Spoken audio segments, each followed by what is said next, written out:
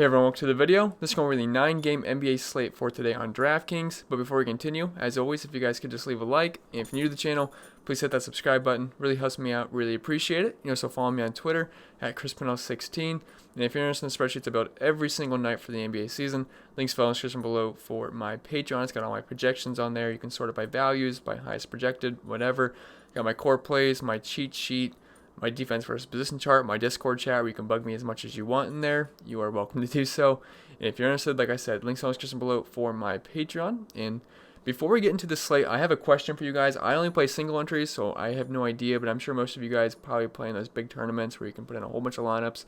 I just want to know, would I want a bunch of money? Because I play single entries, so I still had a pretty good night. I play like a whole bunch of single entries, but I scored 364. I just want to know, would this have done any damage in those big contests? It had Dragic, Nunn, Derek Jones, Anthony Davis, Zizic, Lillard, James, and Henson. I know what you're probably thinking. I can explain myself. I didn't really talk about any of those guys in my video, but like I always say, the slate changes at a blink of an eye late in the day. I do my best to help you guys out.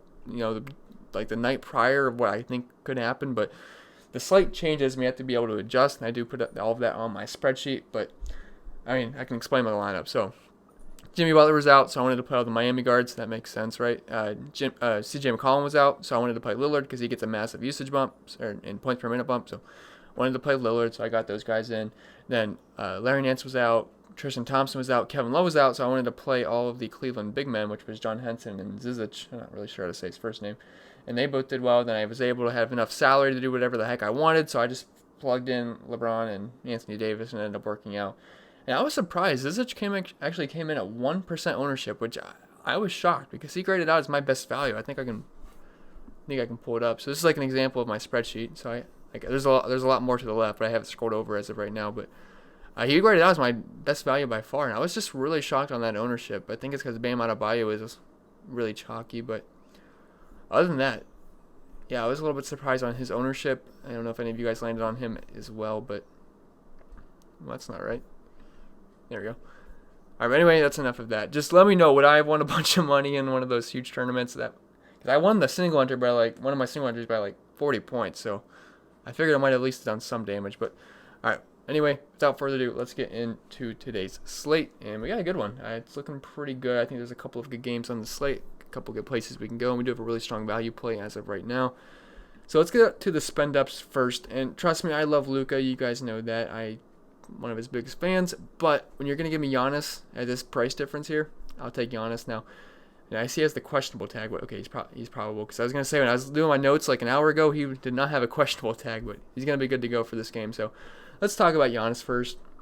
And like I said, I love Luka, but if you're going to give me Giannis at more than 1K cheaper than him, I'm going to side with Giannis because they're pretty similar players in terms of their fantasy points scored on a nightly basis. He's averaging 60.1 fantasy points per game. I think Luka's at 58.9. So, I mean, really, if you're going to give me the discount on Giannis, I will take it all day. And he averages a league-high 1.92 points per minute, which is just insane. I mean, Luka's at 1.75. But I will say Luka plays more minutes on a nightly basis, so it kind of evens out a little bit. But still, Giannis is averaging more points per game. And he has a near 40% usage rate. The guy is absolutely dominant when he's on the court. Now, the problem is he's not always on the court because the Bucks tend to blow people out, and then his minutes upside is capped, which is obviously going to cap his fantasy points ceiling. But if the game does stay competitive, he has 80-point upside any single given night. We've seen it before. He had one game versus Utah, he saw 36 minutes. He scored 80-plus fantasy points, and that's a tough matchup, too. So the matchups don't matter either.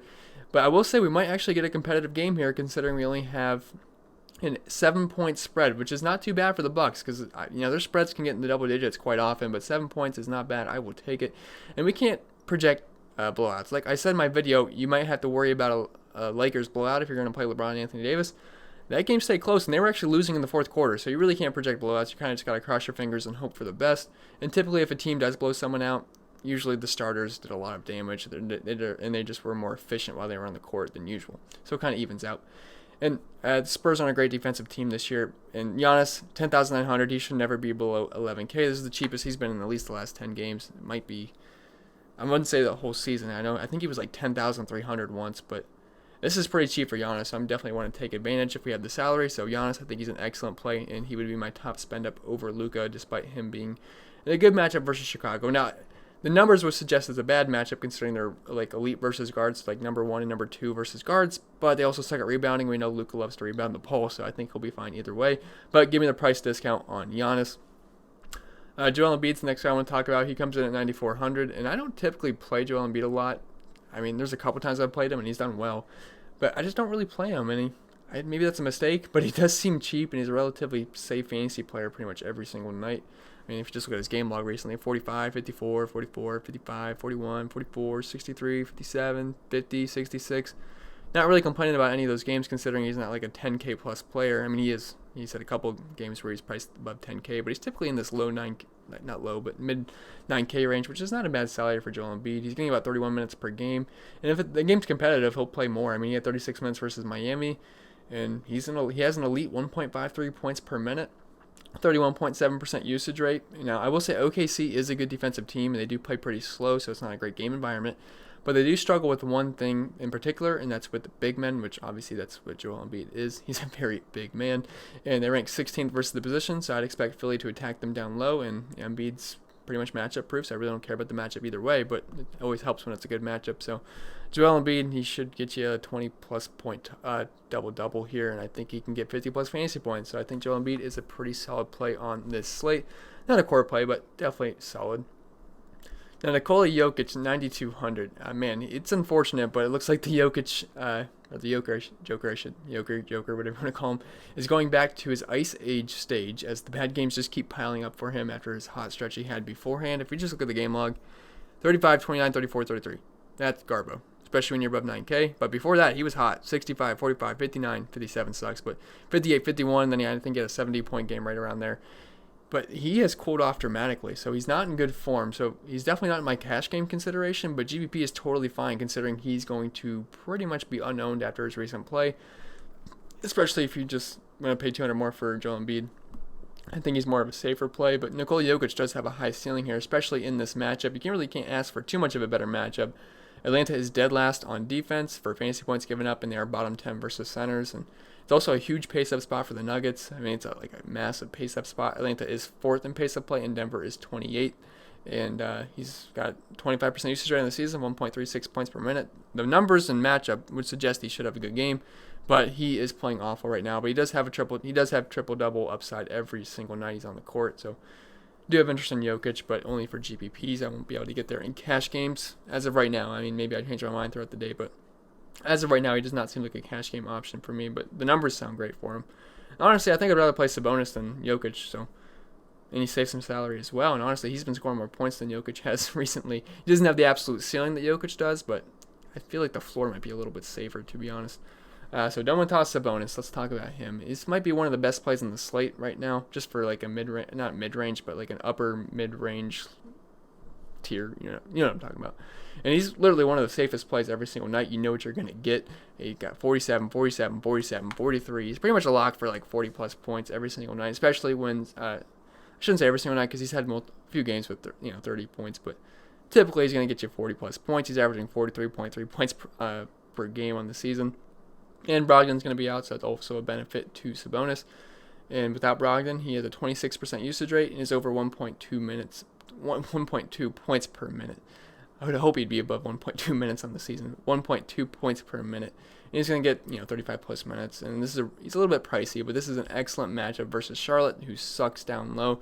They're ranked 28th versus power forwards and centers. So I think Sabonis is a very solid play on this slate. And also like Vucevic here. So I really don't see the need to play Jokic unless you really want to get different. But, Vucevic, I think he's a really good play tonight going up against Brooklyn at 8,300. So he's been stuck in this 40-point range for a while, but that's not bad considering his price in the 8K range, and really sometimes he's in the low 7K range. So the last 4 games, 47, 47, 42, 41. You know what you're going to get. 22 relay points, 20 points, 20 points, 27. You're pretty much going to get a 20-point double-double every single night with not Jokic, with Vucevic.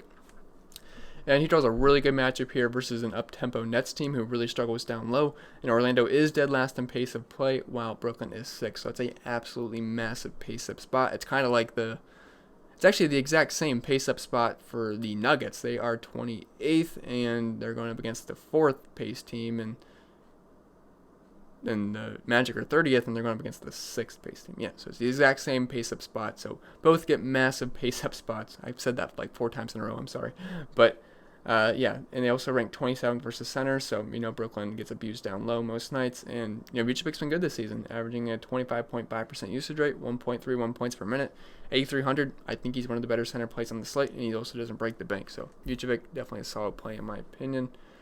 Kemba Walker, we'll talk about this because we don't know if he's going to play or not. Maybe they updated it. Nope. It's just an illness though, so I don't know how sick he is. I don't even know what he's sick about. Maybe it's the flu, but I'd hope it'd be the flu if you're not playing. But so if he's out, we'll talk about that. Actually, we'll talk about it now because Jason Tatum's right up. So Jason Tatum at 8K, I think he'd be an excellent play if Kemba Walker happened to miss the game. So if you can only guess what game I played Jason Tatum in, it was against Atlanta where he had 37 minutes. Sounds great, right? No, he had 28 fantasy points. That is rough. And then he comes out the next game and scores 47 fantasy points. That's exactly what I expected he would do versus Atlanta. Did not happen, so thanks a lot, Jason. But I am willing to forgive you. You got to have a short memory in DFS. You got to move on, and I'm willing to go back to the well here if Kemba Walker is out, because this would be an awesome spot for Tatum here and pretty much all the Celtics. I have interest in all of the Celtics here if Kemba Walker's off again. And without Kemba, his numbers are elite, 1.25 points per minute, 34% usage rate, and you can't ask for a much better matchup versus Washington. Teams just score a ton of points versus Washington every single game. I have not seen the totals for this yet because I'm doing this earlier, but I'd have to assume the Celtics will have a pretty high implied team total. And Washington, they're 7th in pace of play, while Boston is 21st, so we get a really nice pace-up spot here. And Washington is 2nd worst defensively overall, and they rank 23rd versus small forwards and power forwards.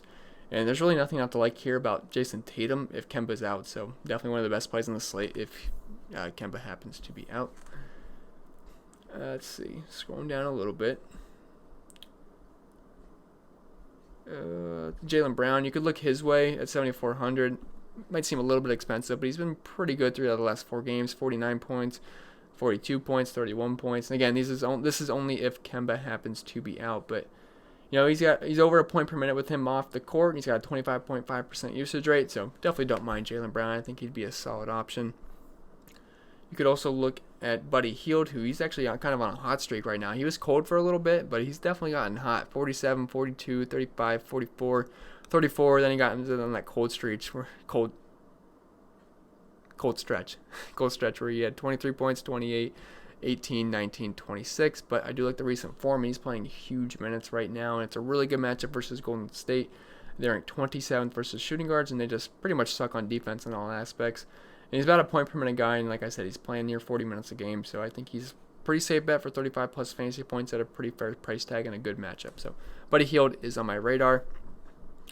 We could also look at Gordon Hayward, who comes in at 7,100. And again, this is only if Kemba's off the court because it just opens up a lot of usage and everyone gets a point per minute boost. But again, just like all these Celtics, and he's been pretty much a point per minute guy with Kemba off the court, 21.9% usage rate. Elite matchup versus Washington. They suck versus forwards, so I already went over that about Tatum. Play pretty much the same position. So Gordon Hayward would definitely be a solid option. 31, 44, 30, 36 the last 4 games, averaging 33.6 points per game. Gordon Hayward definitely a solid play as long as Kemba is out. He'd become a really good play at that price tag. Let's see. Will Barton, I like the game environment for him because I feel like a fast-paced matchup would suit him well, but he is overpriced at 7,100 a bit. Let's see. We could go with DeRozan. So if we don't have any news on Murray yet, but if Murray's out, you could bump up DeRozan, but it was just a personal matter that he didn't play in the last game, so we'll see if he comes back. So I really won't go too in-depth on that, but again, just keep your eyes out for that. Rashawn Holmes, he's fine. He's pretty much a safe bet for 30-plus points every single night. 35, 30, 43, 30 in the last 4 games, and we also know that Marvin Bagley will not be on the court, so that's obviously going to be a boost to guys like Holmes, Bjelica. I think I'm saying that right, and guys like that. So you could look his way. He's going to play 30-plus minutes, over a point per minute guy. Decent matchup versus Golden State. Wouldn't hate him, but definitely not a court play. Alec Burks, he had a really good game. I actually got him at lower ownership in the last game, but I don't love the matchup versus Sacramento. It's not the worst matchup, but they just play so slow, and I just prefer the Sacramento side of the ball. Let's see, scrolling down a little bit. I think Aaron Gordon, I believe he is 6K. Aaron Gordon. So he comes in the 6K, and I actually don't hate it here. So it's really not the best matchup versus Brooklyn. They're actually pretty stingy versus forwards. But Jonathan Isaac is going to be off the court, and without him on the court, Gordon is at 0.94 points per minute with over a 20% usage rate. It's really not that bad considering he's only 6K. I think he's a safe bet for about 30 fantasy points, if not more, which is not bad at 6K. Not one of my favorite plays, but he's a good lineup filler at 6K if you just need another forward. And it's a good pace-up spot for the Magic. Like I said, they are 30th in pace-up play, and Brooklyn is 6th. So I like getting guys in pace-up spots. I think that can suit a guy like Aaron Gordon well. I think he can get you 30 plus fantasy points. So not a bad play by any means. Not a tremendous play from a point per dollar standpoint, but definitely on my radar. You could also look at Maxi Kleber. He comes in at 5,900. I think I'm saying that right. Kleber, I believe, is he from Germany? I don't remember exactly. I think it's Kleber though. I wanted to say Kleber, but whenever I don't know a person's name, I try to go on YouTube and look up their highlights and wait for an announcer to say their name. I'm pretty sure they said Kleber, but either way, no Kristaps, and Tim Hardaway is also questionable, so definitely in play. And he's actually been playing great the past 3 games. He saw 35 minutes, 31 minutes, and 35 minutes last game. Also, there was overtime last game, so we can knock those minutes down a little bit, but still, he's going to see about 30 minutes either way. And 36 points, 31 and 37. He has been good, and this is an excellent matchup versus Chicago.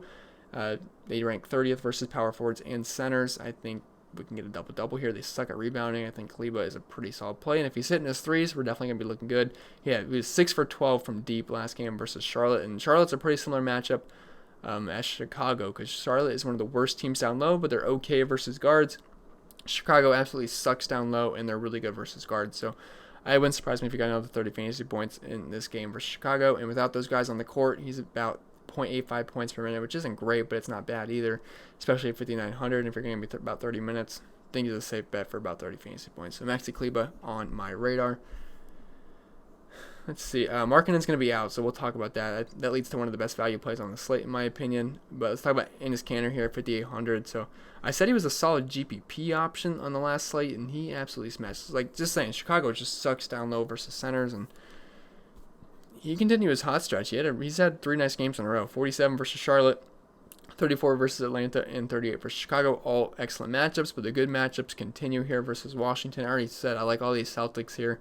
Just they're all such a good spot versus Washington. If this game can stay close, I think we're in for a pretty good fantasy outing. We just got to hope Kemba Walker stays out. I'm not hoping he's still sick, but maybe give him one more day to rest because there's a lot of good plays on this Celtics team right now, and they're at fair prices as well. And without Kemba on the court, he's got a 21% usage rate and is at 1.25 points per minute. So, and Washington's 28th versus centers. It's a pace-up spot. I think Kanter would be a really solid GPP play. He's not going to grade out as a good point per dollar option, but he should see about 25 minutes as long as he's playing good, and he has been, and I think he can get you over 30 fantasy points again. So, is Kanter on my radar as of right now?